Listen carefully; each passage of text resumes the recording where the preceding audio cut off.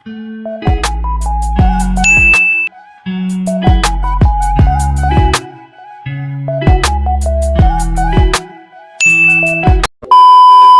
paps, ito na naman po si JM Moto Vlog. For today's video, magre-review tayo ng original Bota disc. Yan, na kinabit natin dito sa wave natin. Actually, pang wave na Bota disc yan. Tapos kinabit natin dito sa smash natin. Yan. Yan siya. Ano pala natin makikita na orig ang Bota disc natin? Yan. Bota disc natin is makapal compare sa ibang Bota disc na nabibili nyo lang sa Shopee or sa ibang shop na tagti 300 lang. Focus natin yan. Yan yung Bota disc makapal. Yan. Makapal siya. Ito makapal din siya. Yan, makapal. Wala naman ibang tinginan na original na Bota disc. Ang kapal lang talaga niya. Yan, makikita niyo naman makapal. Tapos depende din sa sailors kung anong klaseng patunay na original talaga yung Bota disc niyo. Actually, itong Bota disc na to, ginagamit to sa Thailand. Made in Thailand talaga niya. Nakikita niyo sa mga drag race yan sa Thailand. Sa Thailand talaga to ginagamit. Pero pang show, goods naman. Goods naman siya pang show.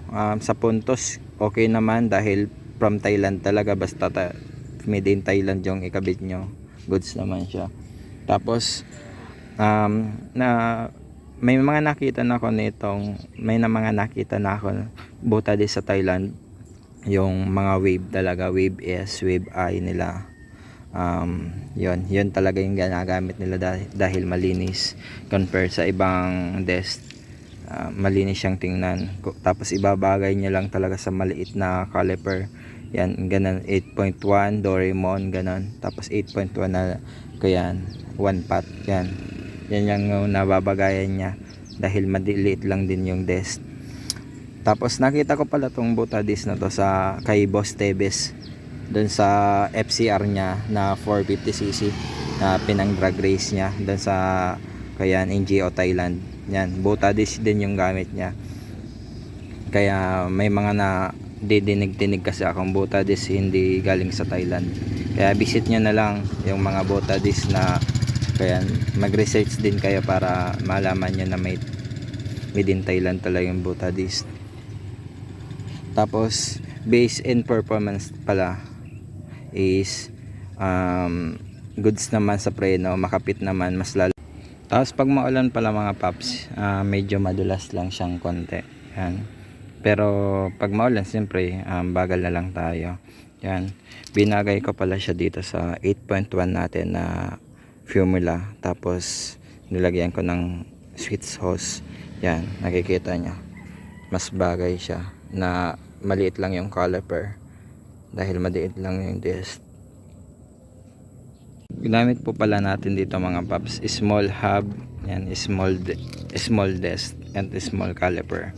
Makikita niya naman bagay na bagay sa disc natin yung small caliper at small hub.